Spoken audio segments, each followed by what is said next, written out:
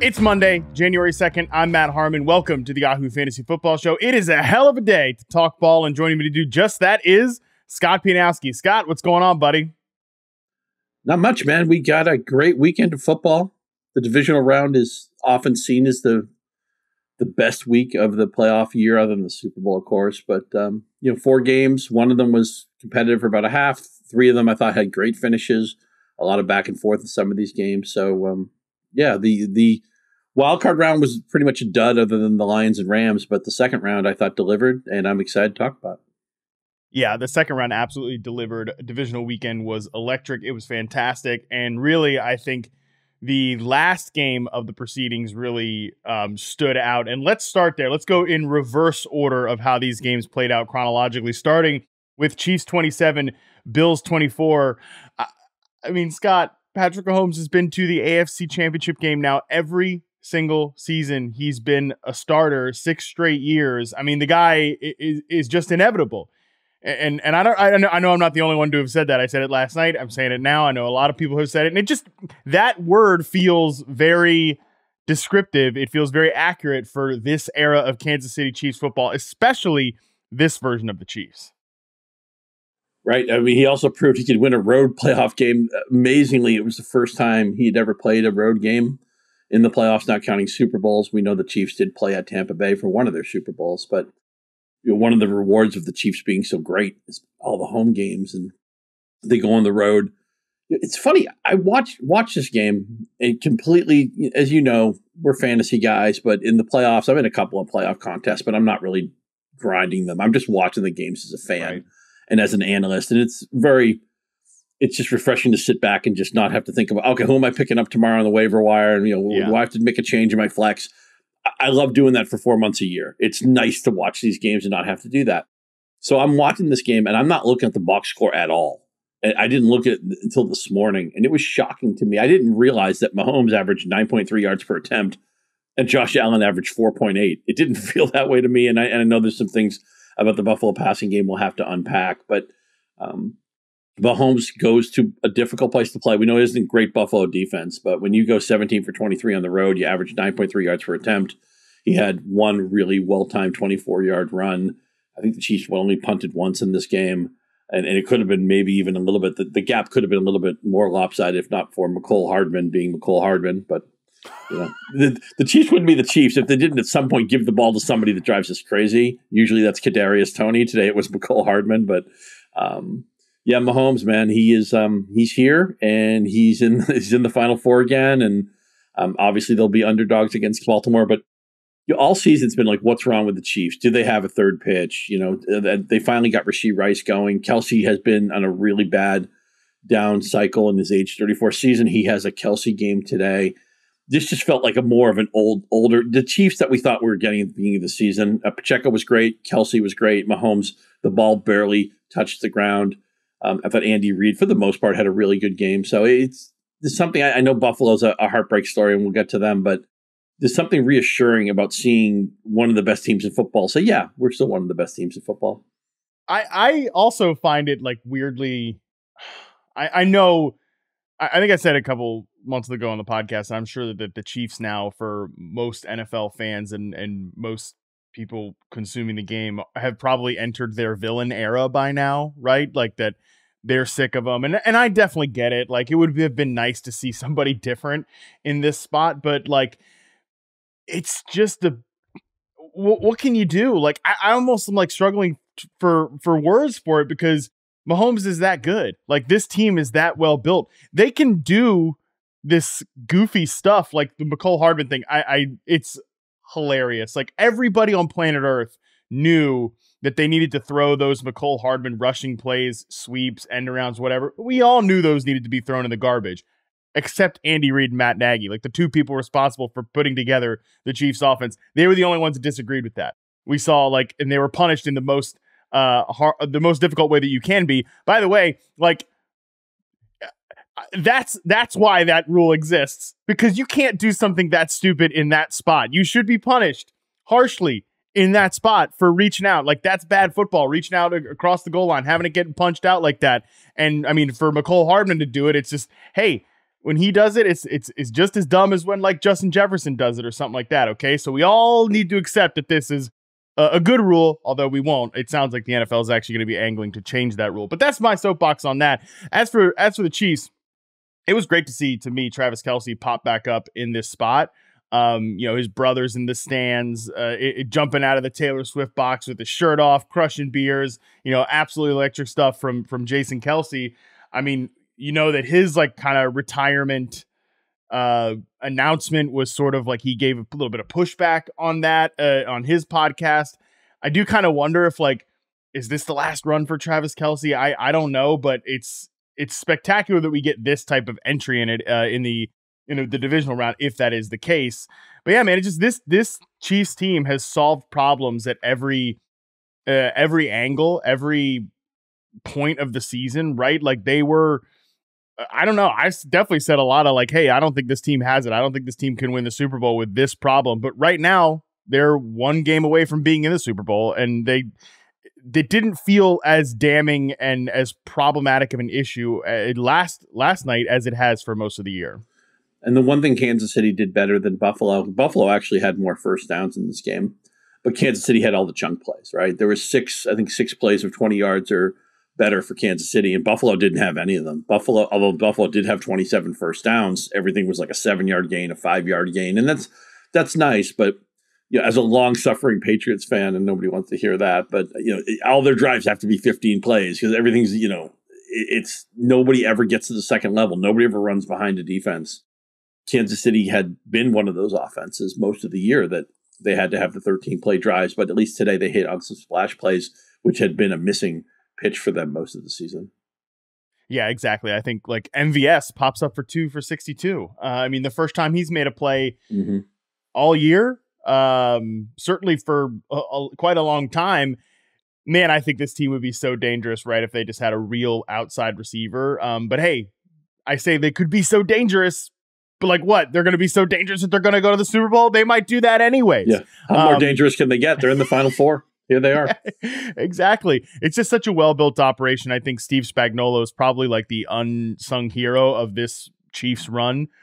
He's just an incredible defensive coordinator. And I think really sort of, again, talk about solving problems in real time. On that side of the ball, I think Kansas City really started to figure things out. What Buffalo was doing really well in the first half and really like for the most part of the first 3 quarters, they started kind of figuring that out late in the game. I think, when we talk about this era of Chiefs football, when we look back at it, obviously we're going to talk about Mahomes. We're going to talk about Andy Reid. We're going to talk about all this stuff, Travis Kelce, and obviously Tyreek Hill's part in it. But I do think Steve Spagnuolo is probably like the most underrated part, like the most underrated infinity stone of this gauntlet that the Chiefs have been on. Like I said, they're going to the AFC title game. It's super impressive. You could argue, Matt, that for the most of the Mahomes era, this is a finesse team. And I feel like the identity of this team is a physical team. It's about the defense. Look, Mahomes is obviously going to overpower your program when he's there because he's so great. And he's still great, even though he doesn't have the wide receiver help that we would like him to have. But one reason why I picked Kansas City in this game, and look, this game could have gone either way. It's not like that was like some wonderful pick or anything. But I thought what Kansas City is best at would travel, the power running of Pacheco and the defense.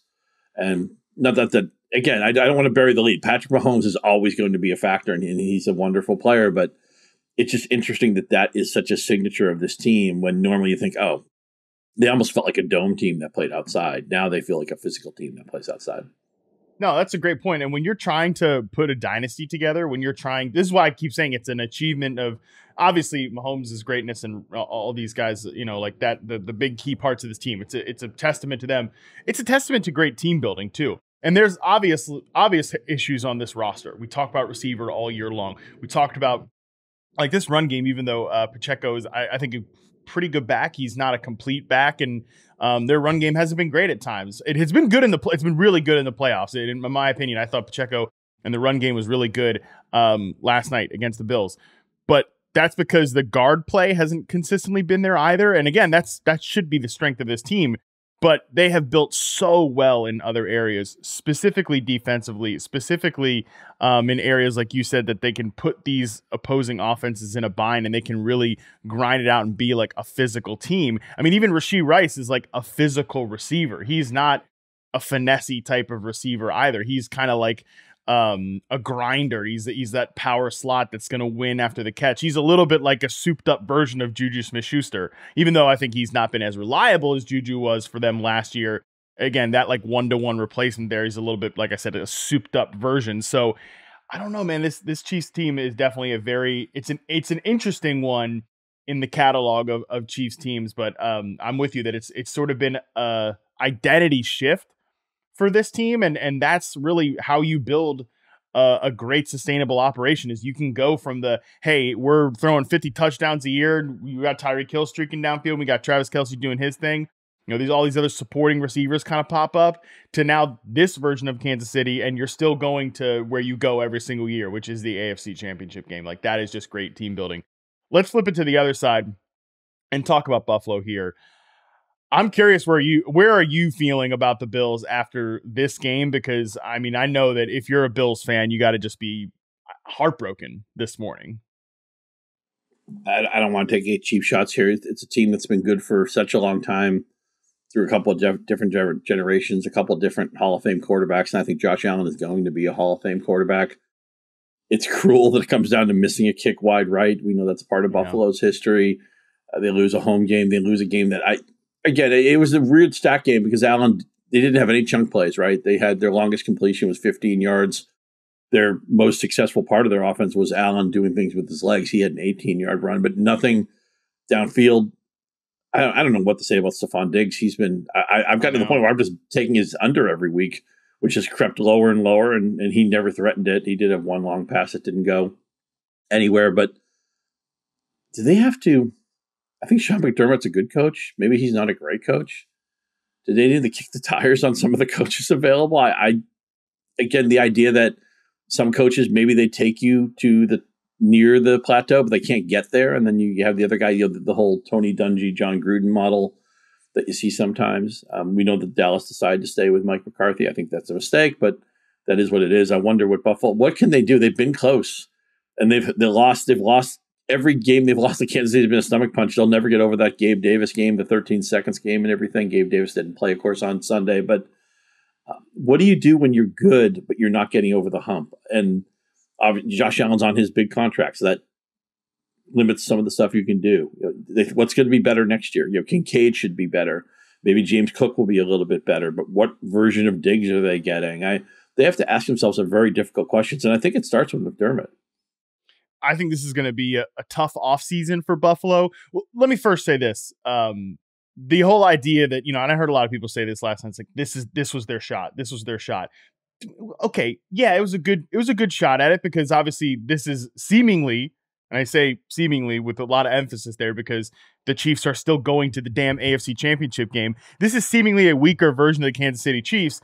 This is a good opportunity, right, to have made a run this year if you're Buffalo. But we also know that it was not a smooth season for Buffalo. It's not like they were just a set your watch by them type of team. Like we knew we were getting from Buffalo every single week. They had to fire their offensive coordinator in the middle of the year, and they weren't guaranteed a playoff spot into the final week of the season. There was a very realistic situation where they could have missed the playoffs.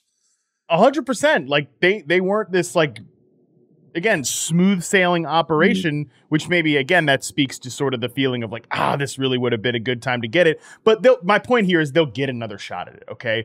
I mean, one of the best quotes in the NFL was from Joe Burrow when he said, "The window is my entire career." Obviously Burrow doesn't play for large stretches of this year, but like the Bills' window will be as long as Josh Allen is there. And, sure. People want to compare this rivalry to Tom Brady and Peyton Manning. Peyton Manning didn't even go to a Super Bowl until he was in his 30s, right? Mm-hmm. Like that game against the Bears, like it took a long time for him to get there. And then we just remember how Peyton Manning's career ended. It was like, oh, well, yeah, he's 2-time Super Bowl winner. And that's that. It's a lot of time in there when he was butting his head up against the current dynasty of the time, which was the New England Patriots. Like only one team makes it from each conference and only one team wins a Super Bowl every year. So I don't know what Buffalo, I don't know how they reckon with this. Like, I don't know how they get over the hump, as you said. But my point is that I think they will get another shot at it. Like, I don't want Bills fans coming out today being like, this was it. This was their shot. Like, yeah, it's going to be a tough offseason. They're $43 million over the cap. They don't have a ton of easy restructures to make. I definitely think they have to ask the question about Stephon Diggs. Like his contract is pretty much untradeable though. Like I don't know how they can get around that. I think my gut instinct on the Diggs stuff is that we will get a report here in the next 2 weeks of like, oh, he had, sports hernia surgery or something like that. Like a one of those injuries that you can like grit your teeth and bear it. Like, because there's just, to me, Scott, there's no other explanation. There's no other explanation for what's going on with why he's so uninvolved for long stretches. And obviously, yeah, he should have caught the one deep pass that Josh Allen threw to him, but he mistimed the jump. Like that was poor execution on, and it was, maybe he could have threw it a little bit farther, Josh Allen, but it was a missile, right? Like Diggs had to kind of come up for it. He kind of had to hit the brakes, but he mistimed the jump. And that's a thing that if you're an all-pro like receiver who I think has a legit Hall of Fame resume, like that's a play that you don't make if you're not confident what's going on in your lower half. So that's still my or the back injury that he dealt with at some point this year. There was that whole thing. So that's my gut instinct with the Diggs stuff. Although, with Diggs, you never really know. Something else could be going on there. But I don't know if it is a coaching change. And it is a good time to ask this, Scott, because there's so many good coaching candidates available. But yeah, it's just, there's got to be some other pitch here that Buffalo can throw. Because right now, I do wonder if the coaching staff has taken them as far as they can go. And I don't know. I said a lot there, so I'll let you cut in here. But yeah, went all over the place because I think that's how you got to feel about the Bills right now. It's just like so many things that we can kind of like so many threads to pull on right now. So the Dick stuff, I agree with you that we're going to probably find out that something was nagging him physically that wasn't disclosed. Because his season doesn't make any sense. Okay, the first 6 games, he has 5 games over 100 yards. He's in the conversation as the best receiver in football, especially when Jefferson gets hurt. Diggs looks like the rightest of the right answers. And then he went through a phase where his yardage production was down. He was still scoring touchdowns. He finishes the season with a 10-game stretch where he scored 1 touchdown. He never had 10 targets in his last 6 games. And he didn't go. His last 100-yard game was in the middle of October. He had 5 of them to start the season in his first 6. He's getting double-digit targets off the bus. That backed up. When something isn't working, you have to do other things. And we've seen other receivers. Shakir's been better. Dalton Kincaid looks like an interesting player. He'll be a fun guy to draft next year. So it doesn't. If Diggs was mediocre all season, I get it. But he was great. He was fantastic. Yeah. He was a right answer. If you did the right answers of fantasy football column around Thanksgiving, he would have been on that list. And now he's a wrong answer all of a sudden. It just doesn't make any sense. Guys don't lose it in the middle of a season. That's not how this thing works. So we know he's always been receiver is the drama position. And a lot of these guys are to some degree divas. You have to have a certain nerve in you to have the guts to go over the middle and get your clock cleaned and get hit the way you do in the NFL, even with the version of the rules that we have right now. So I get that these guys have certain kinds of egos and things happen off the field and you get those silly stories in the spring that go away. Oh, are Diggs and the Bills, are they getting along? Do they like each other? Blah, blah. Yeah, they're fine. I'm not worried about any of that. And these guys are professionals when they play. Here's the bottom line. We want reasons that things happen. We want to be able to point to something, and it will be a little bit, not that I wish Diggs to be hurt, but it'll be a little bit satisfying if we have an explanation that something's been bothering him, because it just doesn't look like the football player that we've fallen in love with over the last few seasons. And you've obviously been at the front of that all along with all the charting data that points to him as an electric player. But still, even if he's healthy next year, it is an age 31 season. That's a dangerous age for a wide receiver. I still think I'm probably going to be out on Diggs next year, but we have to gather more information before we have anything close to a complete picture.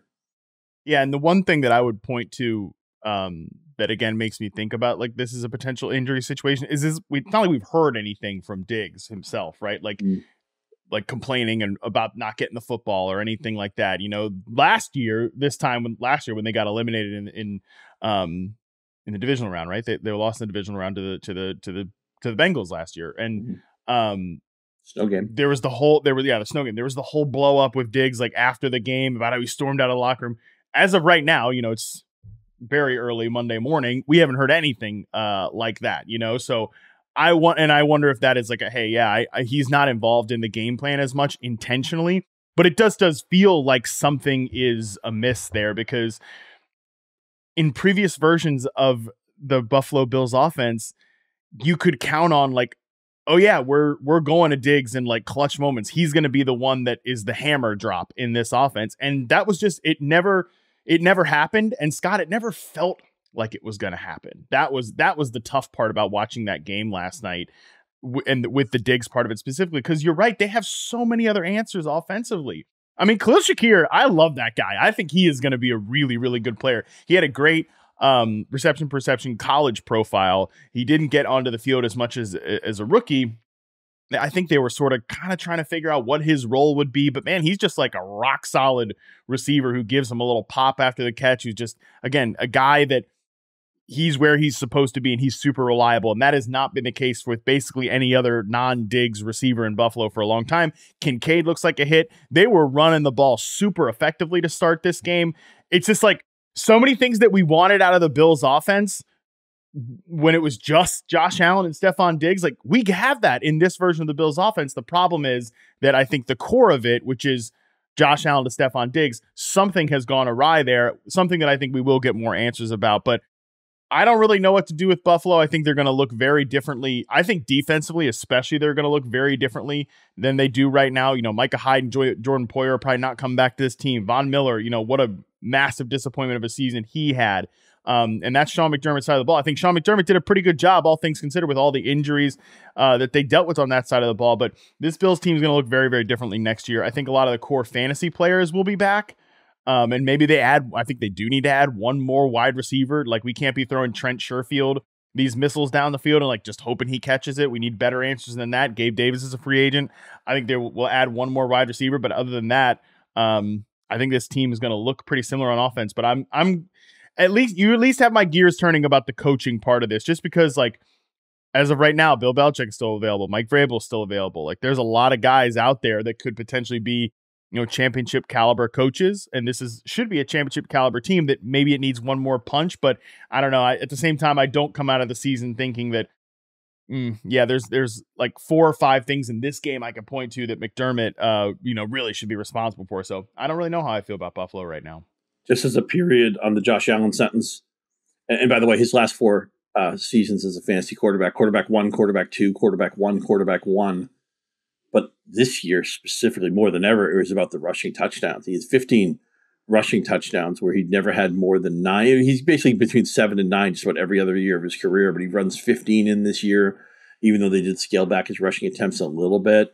And remember, too, when they made the offensive coordinator change, it's easy to say, oh, well, they're winning now. They must have fixed the offense. Their efficiency stats were actually better with Ken Dorsey than they were with Brady. It wasn't a huge difference. But it wasn't like, oh, okay, we got Dorsey out of there. Brady fixed everything. That's not really true. It for the most part, was pretty much a neutral thing. They did different things.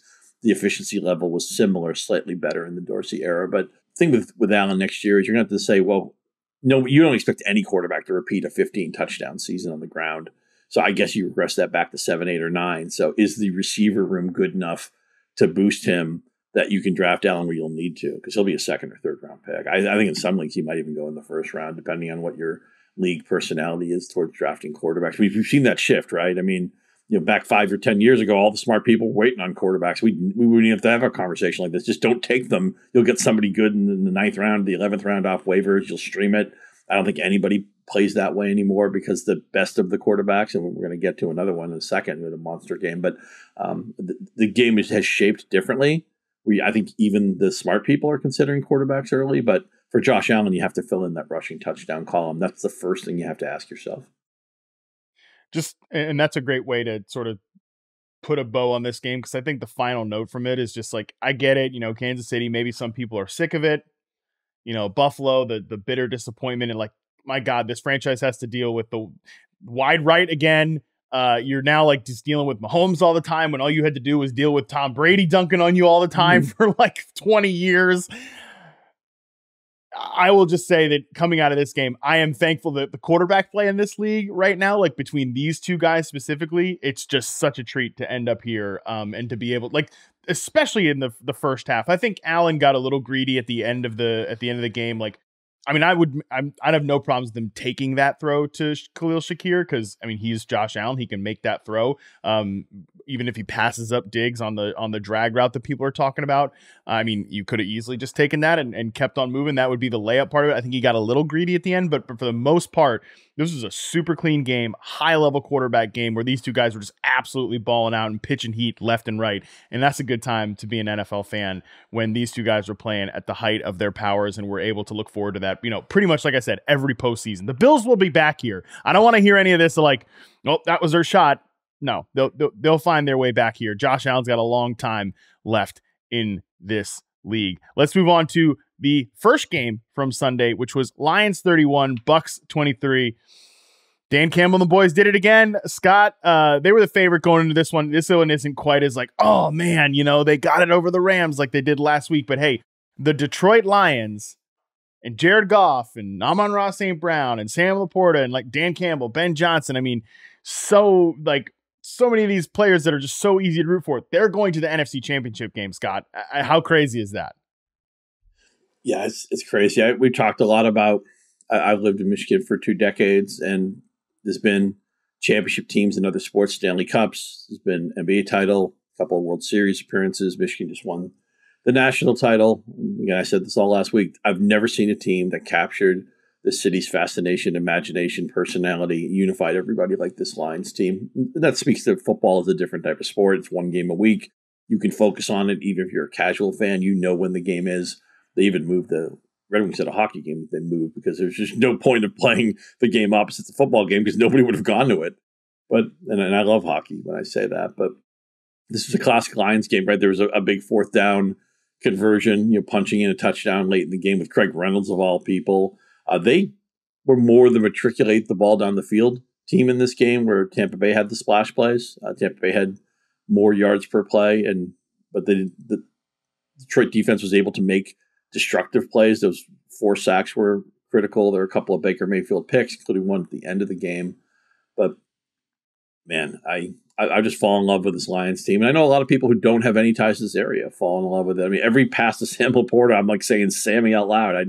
He's so much fun to watch. And Jamar Gibbs he only had 13 touches in this game, and it felt like every one of them was a splash play. And I know that wasn't exactly true, but and maybe next year his workload will be a little bit more than that. But Jamar Gibbs, is it a mistake to take a running back in the first round? Is it a mistake to take a running back as early as number 12? I think they would certainly make that pick again to get the things that they've gotten right. General manager, head coach. They got Goff at the right time. I mean, Goff's never going to be the MVP of the league or on the cover of Madden, but Jared Goff's good enough. And just to get the hits of St. Brown as a late pick, Laporta as a second-round pick, Gibbs as a first-round pick, David Montgomery, who was not a big factor in this game. He was a nice addition who adds what they want him to be, the inside thumper.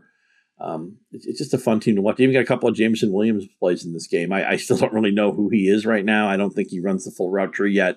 But the broadcast talked about some of the routes that he was running right before practice ended on Friday were stuff that was actually incorporated into the game plan. And so he made a couple of key catches here. And all of Detroit was thinking, if the Packers had won on Saturday night, Detroit would have been hosting the NFC Championship game, which is crazy. But hey, look, they're in the Final Four. Obviously, they're a touchdown underdog to San Francisco. And I think even the most diehard Lions fan would have to admit that the Niners have a better team. But Detroit is not afraid of anybody. Remember, they started the season winning at Kansas City. I give them certainly more than a puncher's chance of winning at San Francisco. And even if they lose in a blowout, it doesn't matter. It's been a renaissance season for a really fun team and a team we're going to be drafting into next year. We're going to be drafting St. Brown in the first round. We're going to be drafting Gibbs early. We're going to be drafting Sammy Laporta early with the tight end 1 season as a rookie. That just, that never happens. It's just so great to see him healthy too. He looked limited last week. He looked fully throttled in this game and had a Sam Laporta game. What can I say? I'm in love with this team. I'm thrilled I get to watch him for another week. Yeah, they're so much fun to watch. And, we'll talk about the NFC Championship game at the very end of this real quickly. And I mean, I give them a puncher's chance to go into San Francisco and take down the 49ers. That's how good I feel about this offense right now. Great tweet from @MySportsUpdate. The Lions drafted offensive tackle Penei Sewell, wide receiver Amon-Ra St. Brown, linebacker Derek Barnes, defensive tackle Aleem McNeil, and DB Ifatu Melifanu in 2021. Sewell and St. Brown are all pros. Barnes had the game-winning INT. McNeil has been a cog in the middle, and Melifonu had 1.5 sacks today. Like that, and that was just the 21 class. You look at the 22 class. You look at this group of rookies. Like they have been a great draft and develop team, and like stick with the plan the entire time that Brad Holmes and Dan Campbell have been on the job. You know, even points this offseason, Scott, I was like, why don't they bring in a DeAndre Hopkins? Like, why don't they bring in, someone to put this offense over the top? And this team is just like, nope, we're going to stick with our vision. We're going to stick with our plan. And we're going to, the big C word, we're going to stick with our culture and what we're building here. And they've crushed it. I mean, they have drafted and developed these guys Sewell, especially, he was throwing some blocks left and right in this game to spring Jahmyr Gibbs on these big runs. St. Brown, we know who he is. I mean, they've just gotten key contributors every step of the way. The broadcast did a good job of highlighting Sheila Ford Hamp and like how when she came in and kind of took over the top role with the team, she's like, I got to clean a lot of this stuff out. Like last year when they started 1-6, right? Or they started off very disappointing. And then, she kept getting questions about Dan Campbell. Like, is his job safe? She's like, we are sticking with patience. We are sticking with the vision.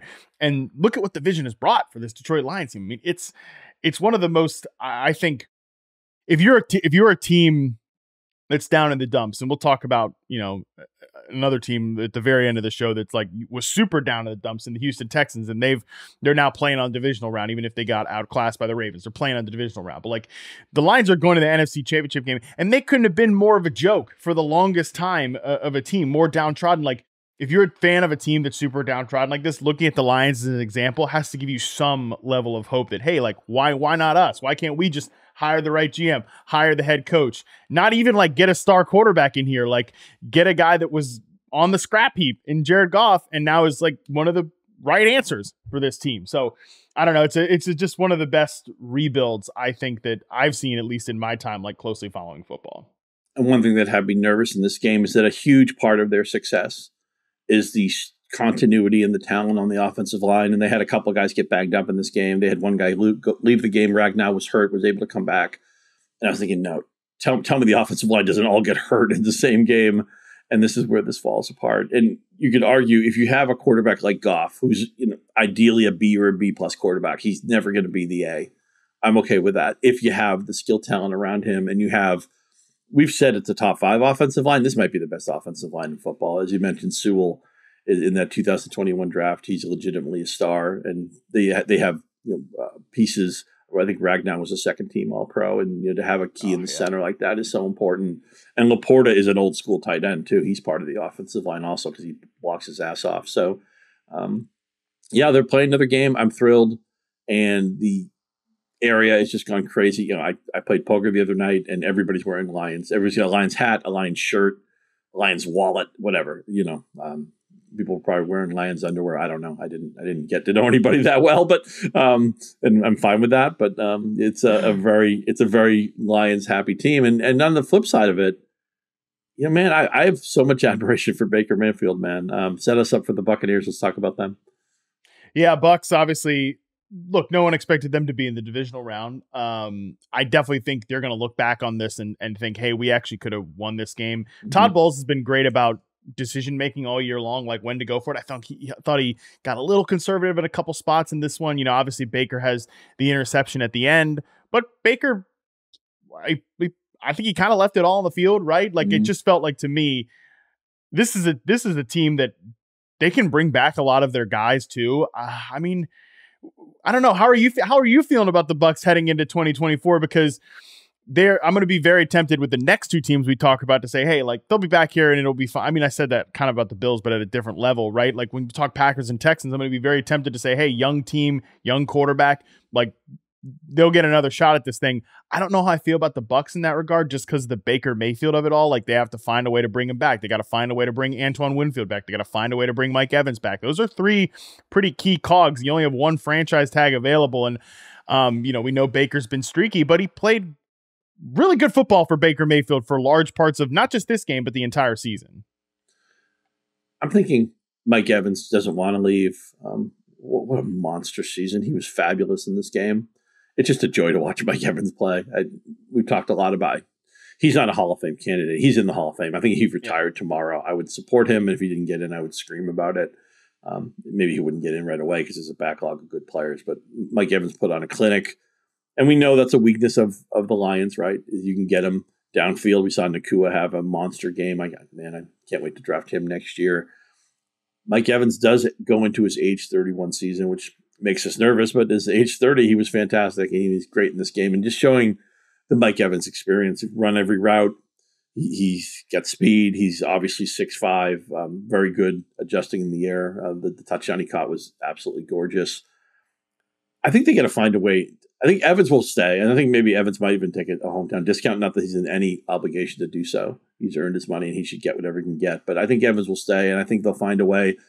If I'm Baker, why would you want to start over? He's bounced around. Cleveland was up, Cleveland was down. There was one year he was on every commercial. The Browns fans would never say it, or the Browns organization would certainly never say it. But given everything that's happened to them in their quarterback room, they wish they had Baker Mayfield. At least you can always feel good about rooting for the guy. And he does leave it all on the field. Man, what a competitor. He's not the tallest quarterback, but there's just a certain. I had forgotten how much I enjoyed Baker Mayfield. Last year, I talked myself into maybe him having a good season for Carolina. That didn't work out. He was on the Rams for a second. I think he won one game around Christmas time. It's like, oh, good for Baker. It's like at this point, I'm like, is he just a backup? Is he just not a guy? He ended anymore? the Nate Hackett experience in Denver. For sure. Right. There you go. It's just nice that, again, Baker Mayfield, those days of him being on every commercial are gone, but he was good enough to win a division. I know it was a weak division. So what?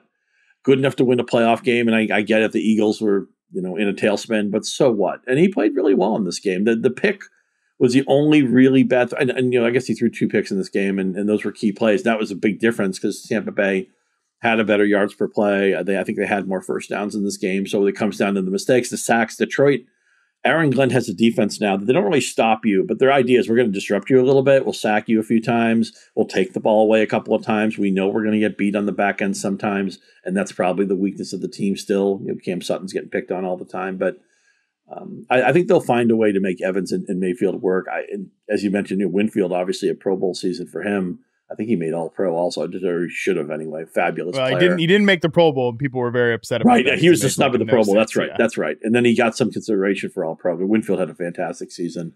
But, man, all year we agonize the NFC South, and somebody has to make the playoffs. And I'm sick of the Falcons, and I'm sick of the Saints. And obviously Carolina is so far away from being relevant. Tampa Bay ended up being a team that I'm sad. It got to the point where I went from, if they didn't take a team from the NFC South, if the league changed the rules, I'd be fine with it. That's where I was like 5 or 6 weeks ago, to I'm going to miss the Tampa Bay Bucks. That's how much things have shifted. And that's really all about Baker Mayfield and Mike Evans. Yeah. I'm just curious what Act 2 of Baker Mayfield, Dave Canales, who I think did a great job as an offensive coordinator this year, like how can he evolve in year 2? For sure. He'll get a lot of interviews too, Canales. Man, don't go to Carolina. Don't ruin your career and go to the Panthers. Let me ask you this. I talked about Diggs turning 31. Evans turns 31. Do you just have a takeaway on ages and receivers and arcs and curves and all that stuff? Where do you come down on that type of thing? I think it's so hard, man, especially because receiver is a very different position. Inside the position, guys win in such different ways. And there can be ways to offset the aging curve by moving guys into the slot. Obviously Larry Fitzgerald's a great example of that. Reggie Wayne did that towards the end of his career. Keenan Allen, even if he is not as explosive as he used to be, he doesn't have to, run these big boy routes on the outside. Now, I think the Bills have at times tried to get Diggs in these advantageous slot positions, but it just hasn't really worked out this year. And then they don't really have anybody that can really truly be a coverage dictator on the outside. So it doesn't really work as well. You need other parts of the receiver room to work together to be able to pull that off.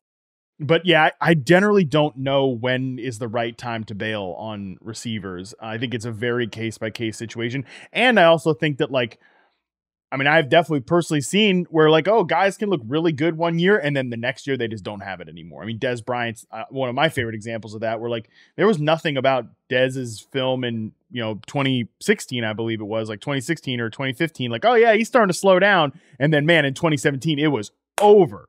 It was over. You could see it watching him. He was just done.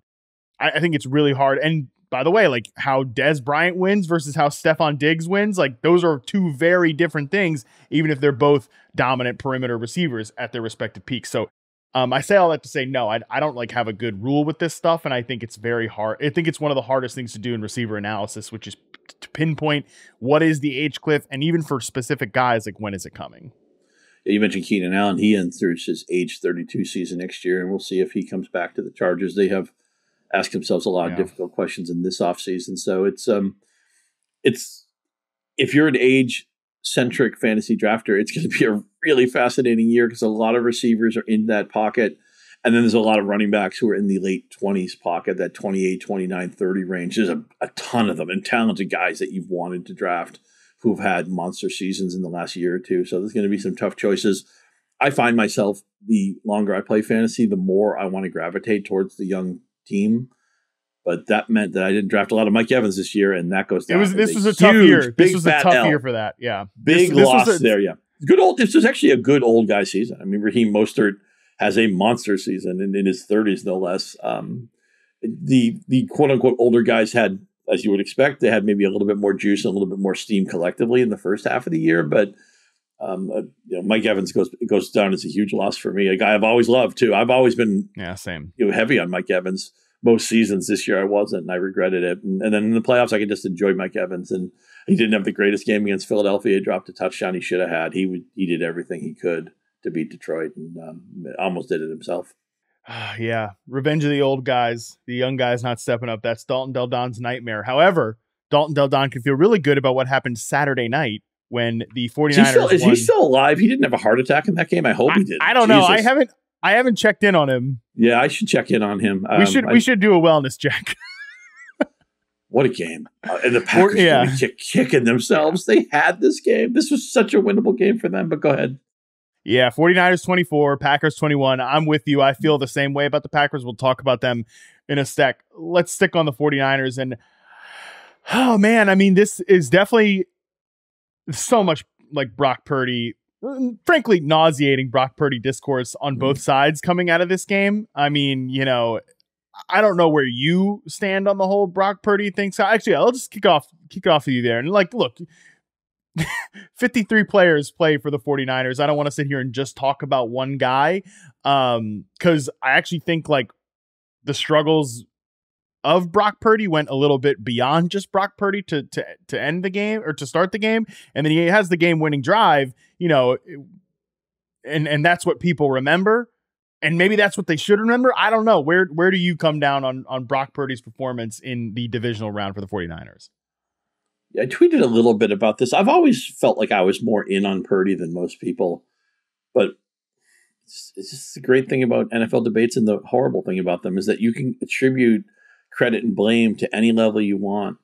And we're never going to be able to take Purdy away from the fact that he has such great skill talent and an offensive designer that everybody thinks highly of. And he doesn't just have good talent around him. I mean, he has the best running back in the league, probably the best tight end in the league, two absolutely electric receivers who complement themselves really well. And of course, losing Deebo Samuel early in this game changes it changes the complexion of the game. It changes the way we analyze it. It was a game played in the rain. Purdy threw what should have been a pick six. I don't know how the Packers dropped it. That's going back for a touchdown. So you get away with that. So if you're a negative Purdy guy, didn't play well, they should have lost. They dropped a pick, blah, blah, blah. And if you're a positive Purdy guy, look how good he was in the fourth quarter. Look how good he was in that final drive. Look at the touchdown pass he threw to Kittle, which was an absolute dime. So this is one of these annoying things where however you felt about Purdy, you're going to have enough ammunition to continue to hold that ground. My stance has always been he's a good to very good player. Obviously, he never should have gone as late as he did in the draft. He was a 4-year starter. In college, he did have some pedigree coming out of high school. It's not like he's some Cinderella story or anything like that, just where he was drafted. That's the only part of his story. I saw recently circulating a major website had a mock draft the year before Purdy got drafted, that spring. It had him going in the first round. And I saw a lot of the mock draft is stuff that didn't reflect well in the article. So I don't think they just put Purdy in there, post facto. And I think it was actually legitimate. I wonder where he was projected to go before he ultimately became Mr. Irrelevant. Is Deebo Samuel just that important in this offense? That's a question we have to ask too. Yeah. At the end of the day, look, Brock Purdy's good, man. He's never going to. It was so hard to handle his MVP case at face value because you just can't separate him from what's around him. But I don't know. I think he's a decade-long answer for this team at quarterback. It says a lot that they said, okay, we got a guy here. We're just going to trade Trey Lance basically for nothing and give up on that. I'm more in the Purdy camp than I'm not. I'm not pounding the table so he's a special talent, but I think he's good enough when the pieces around him are this good.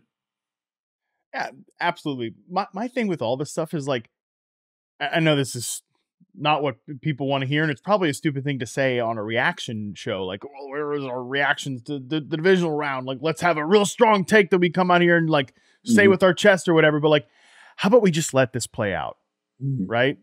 Like, because that's the thing is like, we'll get the answer on eventually. We'll get the answer on what Brock Purdy does when some of these players move on, like when Deebo Samuel moves on or George Kittle moves on or Brandon Ayuk moves on. Like, well, what contract are the 49ers going to sign Brock Purdy to? Who gives a damn? Like, we're not at that point yet. This is the guy's second season. Kind of the same thing I said earlier when people come out with, Josh Allen's actually not the Peyton Manning of this rivalry. He's really more like Phillip Rivers in the AFC hierarchy or whatever. It's like, okay, he's 27 years old.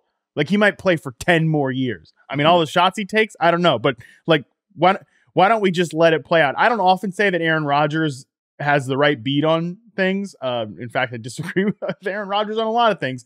But he did one of the few good things he said on Pat McAfee this year was, like, hey, with Jordan Love specifically, who also played in this game, why don't we not like rush to judgment on him? Like, let's let it play out a little bit. Like, when he's at his highest highs, let's not try to crown him right away. And when he's at his lowest lows, let's not try to replace him right away. Like, let's give it some time. And I think that's where I come down with Purdy as well, which is, yeah, I mean, right now he's good enough for them to win, and he's good enough to put together a competent final drive where they win the game.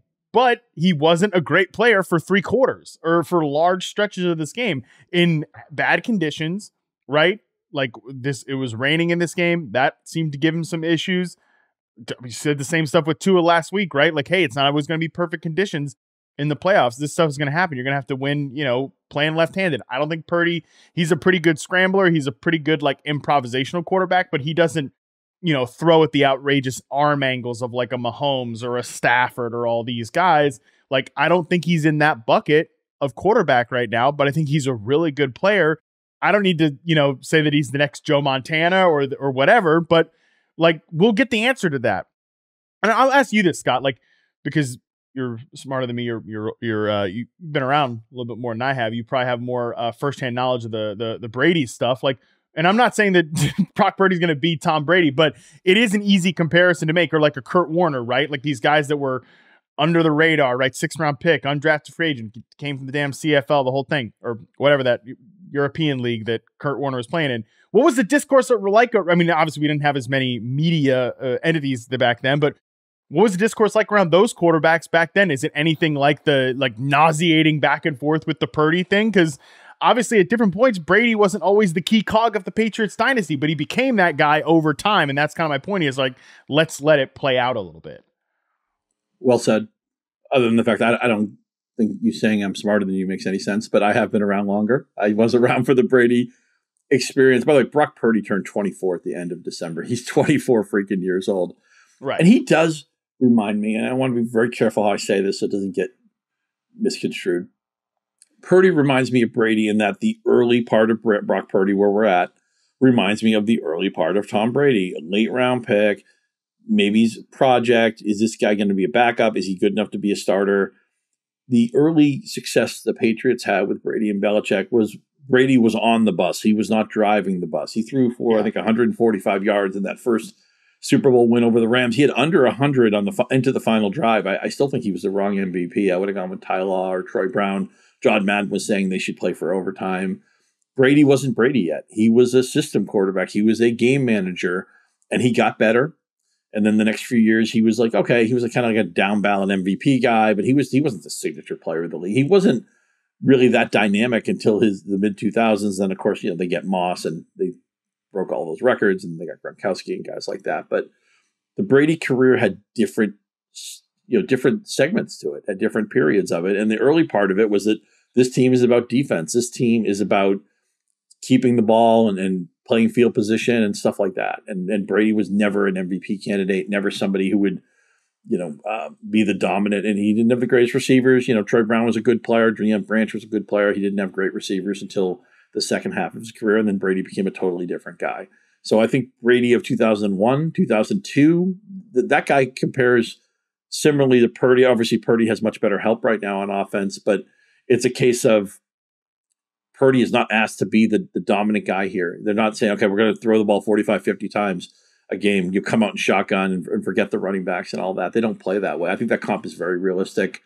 And again, the age, the advantage of having a quarterback that is your future, this young, rookie contract, it enables you to do some things. Eventually, they will have to make a decision on his contract, and I think they would pay him. I don't know why they wouldn't unless he got hurt. But I think the early Purdy comp is very, very accurate. It's a very clean comparison. Right. And that's the point is like, it's the early Brady comp. Let's see how it plays out with Brock Purdy. Brady got a lot better. Whether how much you want to give that to the coaching staff, to Belichick, to Brady himself, you don't know. People always say, like, well, what if Brady was drafted by a bad organization? Or what if Brock Purdy was drafted by a bad organization? Steve Young was on the Buccaneers and was terrible. And it wasn't Steve Young's fault. The team was awful. And then he went to the 49ers, which you think this setup is great.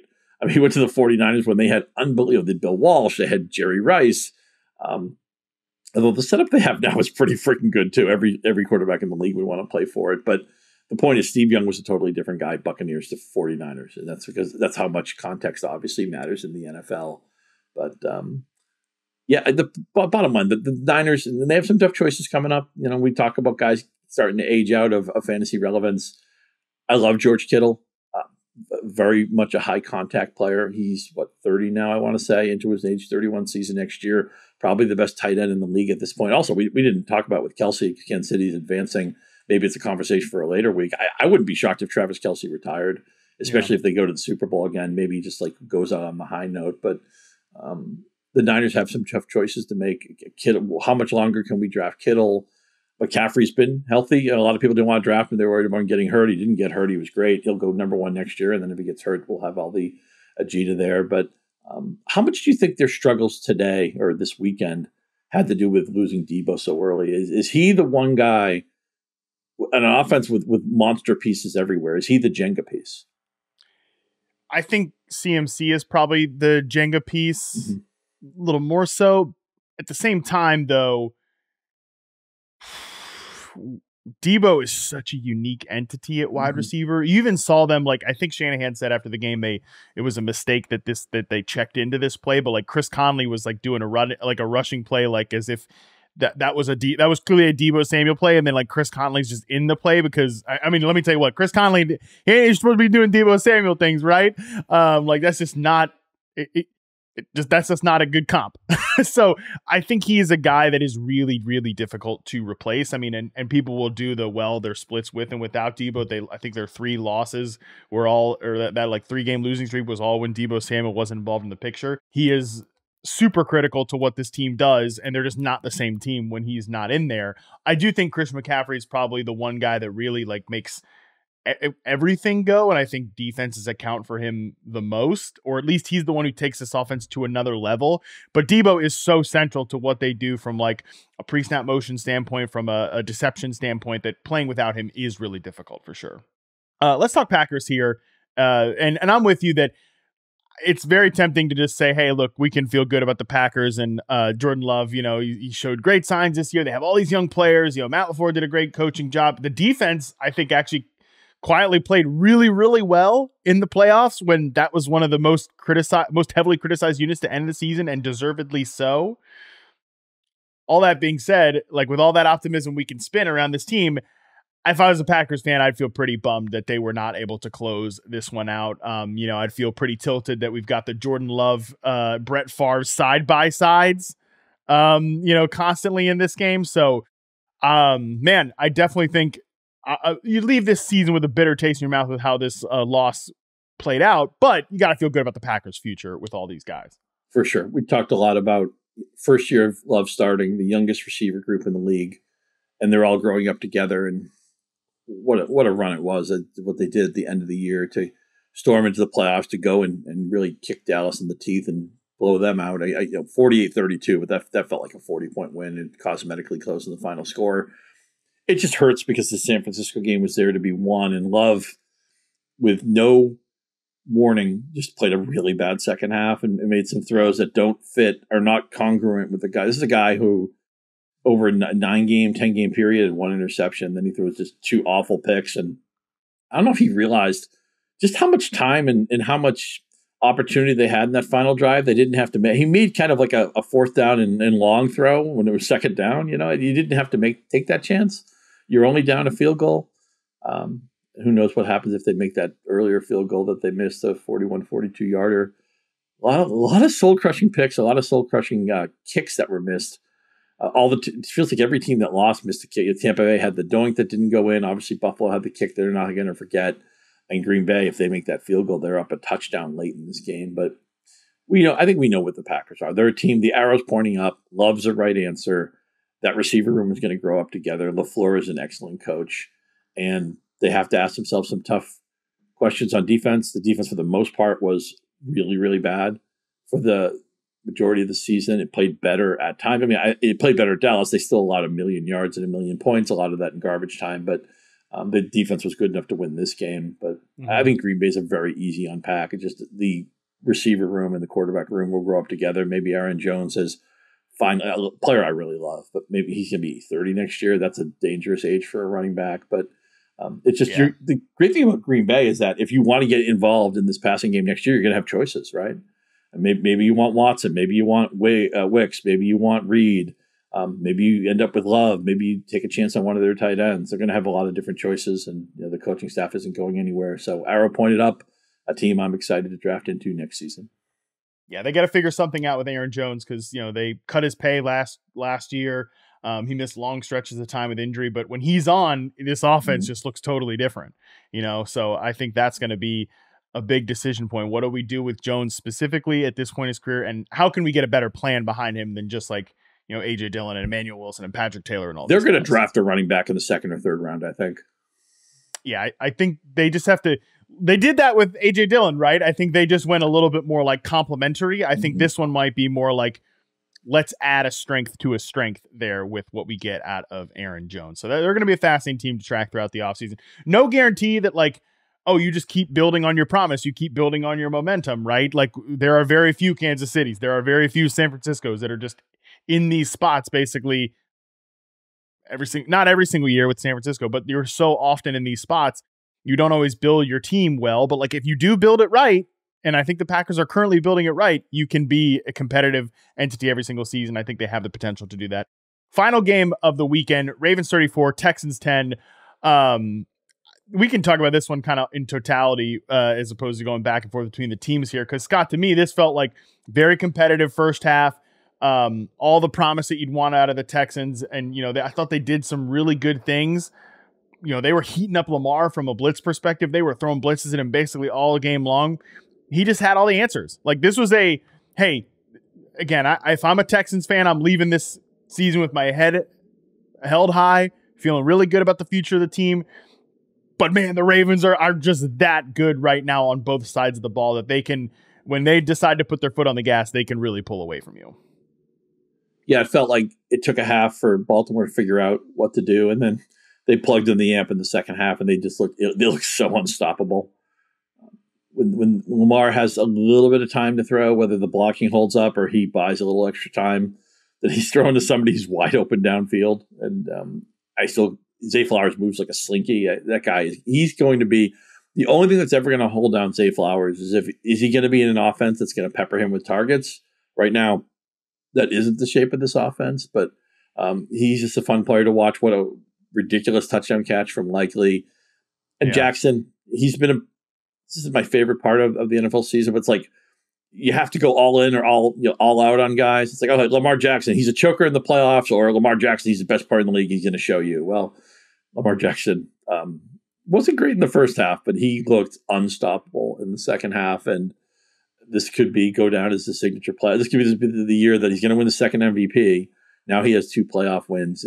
They've been overdue to go to the Super Bowl on his watch. They're obviously the favorites. They've been the best team in football this year. They beat the snot out of the 49ers when they met. I mean, maybe this is the postseason where Lamar Jackson just puts the hammer down and all those tired narratives we have to listen to go away. But they looked undefendable in the second half. And to think they're still not playing with their ideal version of their offense, maybe they'll get, I think of the name of their tight end, Mark Andrews back next week. Yes. Although you get to think that likely's going to have a role in the offense anyway. Yeah. Let's hope that's a tough thing to figure out because they do like their 11 personnel packages and stuff like that. But yeah, man. And I know Odell Beckham only has like 1 catch for 12 yards in this game. So it's not as if like, oh man, we can't take him off the field. But that will be a difficult problem for Todd Monken to solve. But I feel very good about Todd Monken solving that problem because of just the display that we saw in this game. Like there was constant evidence of problem solving in real time by the offensive coordinator in this game. So I would love to see them figure out a way to get Andrews and Likely on the field together. Cause Likely he's I don't know if he's a stud, but like he's really damn good. And this game played out the way the Ravens love to play, where they pound away, and then they hit you for a 25-yard pass play. They hit you for a chunk play. And then every once in a while you do defend them well, and Lamar says, well, I'm Lamar Jackson. I'm going to run for 20 yards. What are you going to do about it? They are so difficult to match up against, and I can't wait to see them play Kansas City next week. And I'm just excited for what we have coming, man. It's Monken, right offensive coordinator, right time. Jackson takes off in the second half of the year, wins his MVP.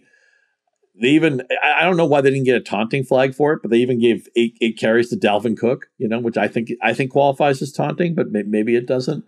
The whatever's left of Dalvin Cook these days, but I still would like to see one more receiver. I wish we could just take Odell Beckham 3, 4, 5 years ago and put him in this offense. Yeah. Because he's obviously not the same guy. But maybe, who knows? Maybe Monken, maybe he makes Likely just more of a jumbo wide receiver. Now, we know Andrews played a lot of receiver in college too. So these guys are kind of hybrid tight ends anyway. I'm really curious to see how they mesh together because I think Likely's been too good that he's not going back to a secondary role even when Andrews is back. I think both of these guys can exist together in this offense. Yeah, I actually think the 2024 Ravens, and look, they might win their next 2 games, the Ravens, right? Because I think they're good enough to win the Super Bowl this year. They're on both sides of the ball. They're fantastic. So I don't want to get too far ahead of myself, looking towards the Ravens of next year. But if Todd Monken's back with this team and Zay Flowers is another year better, Rashad Bateman's another year healthier, Isaiah Likely is another year in the offense, Mark Andrews is healthy, right? I think this could be just the beginning for the Ravens offense. And they probably will add to the receiver room. They probably should add to the receiver room in the offseason. We'll see if they bring back Odell Beckham. I don't know, but it's a very fascinating potential. Matt, isn't it crazy, Matt? Just look at the way the AFC has loaded up with quarterbacks. There are some good quarterbacks in the NFC, but Josh Allen, whatever you think of Tua these days, Lamar Jackson, hopefully a healthy Joe Burrow next year. We'll talk about C.J. Stroud in a minute, who looks like he's going to be fabulous. Mahomes, I've gone this long without mentioning Patrick Mahomes. Justin Herbert is still a really good football player. They're all in the same freaking conference, man. I know. It's just crazy. Houston did, as we transition to them, they got the 2 most important decisions you could make right. They got the head coach right. They got the quarterback right. C.J. Stroud did not play great in this game. That's fine. Ravens had... One thing that made the Ravens so great this year is they're just dominant in every phase, right? It's not just the offense. The defense had an unbelievable year. And the fact that Stroud get out of here with no sacks and no picks, I realized there was no explosive plays in the game, but at least he was avoiding trouble. He just didn't make enough connections with the receivers downfield. But Houston, man, you were so bad, down bad a couple of years ago with the Watson thing, and the coaching was a mess, and this nobody wants to come here, and you fixed it. You're ahead of schedule. This playoff season was probably 1 or 2 years down the road, and you stole that division. It wasn't the greatest division, but whatever. You stole it, and you're going to be here. I also didn't mention Anthony Richardson. What if Shane Steichen and Anthony Richardson becomes a thing? The AFC is going to be so much fun next year. But I love the Texans. They had, ahead of schedule, playoff win. Nico Collins was a monster all year, and C.J. Stroud looks like he's going to be an MVP candidate for 10 years. I think the only thing that holds him back is getting hurt. I'm 100% with you there. They might lose Bobby Slowick in this coaching cycle. Although if I'm Bobby Slowick, I'm like, I'm going to do what Ben Johnson did last year and be like, I'll take a year. Like, and now literally everybody wants to talk to Ben Johnson to the point that his entire calendar on Sunday, the entire weekend is filled with not just, oh yeah, the biggest coaching performance, biggest game of my life. Yep. I also have to talk to like 5 teams for first and second interviews. Yeah, how many steaks can Ben Johnson eat? Right, because everybody's taking him out to dinner. I mean, he's just, and so many people are just talking to him on Zoom. I mean, my God, right. He's got to have just like strained eyeballs from number one, again, preparing a game plan and then looking into the damn Zoom all weekend long with all these interviews. But like that could easily be Bobby Slowick next year, because not only he has CJ Stroud. I mean, as long as CJ Stroud is good, he's going to be involved in these head coaching opportunities. And I would like to see like what is the second act for Bobby Slowick, as like how do you, again, we talk about Todd Monken solving problems in real time. This again, another first year coordinator, but still, like what's the second act of this Texans offense? Because by the end of it, with Tank Dell out and, even like Noah Brown hurt, it's just CJ Stroud, Nico Collins, like hopefully, but if you can take that away, they don't have a lot of counter punches right now because they are very insistent on trying to establish this ground game, but they could go nowhere for pretty much all season, but especially against Baltimore. Devin Singletary had 22 yards on the ground. He had a long run of 16 yards. Like, I would love to see them add a real legit running back that fits the system, because clearly that's not Dameon Pierce, who's just been banished so far to the shadow realm. It's like, oh, he returns kicks. Yikes. Like, I'd like to see them get a real running back here that fits the system that could maybe add something there. Maybe you add another receiver for a depth piece. You don't need a star because you have a star in Nico Collins. You have Tank Dell coming back. But like, I'd like to see what the second act of this offense looks like under Slowick and obviously CJ Stroud. Give me an idea where you think Nico Collins might go next year in drafts. Oh, he should probably be a second round pick in my book. I think. Okay. And he's never getting past the third round, but you would push him into the second. Yeah, I think back half of the second is probably appropriate for him. I would say. I can see that. I mean, he's going to command a heavy target share. He'll have touchdown equity. He's tied to a plus quarterback, and I would think that Slowick would probably come back. And again, Houston did what. If you want to get relevant, what do? Raid the good teams, right? So they raided the 49ers for their head coach and their coordinator, which was really smart to do. But yeah, I think Collins, I think he'll probably be like a popular wheel pick. Like somebody's going to start their draft with Christian McCaffrey, and then on the wheel coming back, they'll get Nico Collins and somebody else. And you'll be like, yeah, I hate that guy because it's the team I want.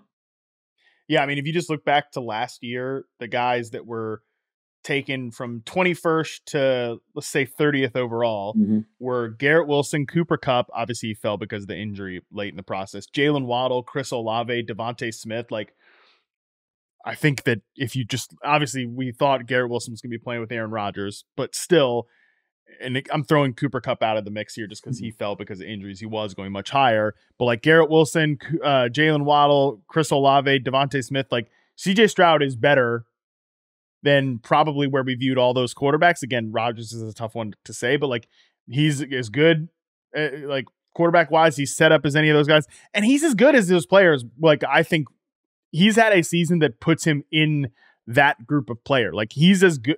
His third season was definitely better than Jalen Waddle's third season. I think maybe even better than Jalen Waddle's second season. Like Nico Collins is that good, and the quarterback play is going to be that good. So I don't really see what the question would be for him.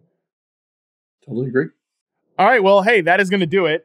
We will preview. We'll preview the championship games more in depth. But Scott, any reaction? Just quick look ahead to these two games. I mean, how could you not be excited to see these games next Sunday? They're going to be pretty spicy. Yep. Well, the Niners opened as a 7-point favorite. That's crept down to 6.5. I give Detroit a chance to beat anybody anywhere. Purdy will have to play better, and the Ravens. Good draw. Houston, a team a year earlier than expected, team ahead of schedule, but Baltimore was supposed to win this game. Now you get a big boy game against the Chiefs. You have to deal with the circus that is the Chiefs. Kelce looked like Kelce again, and very physical team. They're going to punch. The Ravens punch you in the mouth. The Chiefs are going to punch you in the mouth too. It's going to be I think the best day of the NFL season will be. People talk about the divisional round being great, and it is, and a lot of times it is the best weekend of the season. Who knows? Maybe we'll look back on it, but I think this next Sunday is going to be the day we remember, because I think we're going to have two competitive games that come down to the fourth quarter, and I can't see a Super Bowl matchup I wouldn't be thrilled about. So it's bring it on, man! I'm thrilled. I'm pumped. I am pumped. I cannot wait to watch both of those two games. I think we're in for a treat next Sunday. That is going to do it for today's show. Dalton Del Don, providing we have a good wellness check on him at some point. Poor Dalton. He's going to join me on Thursday to preview Championship Sunday. Until then, we're out.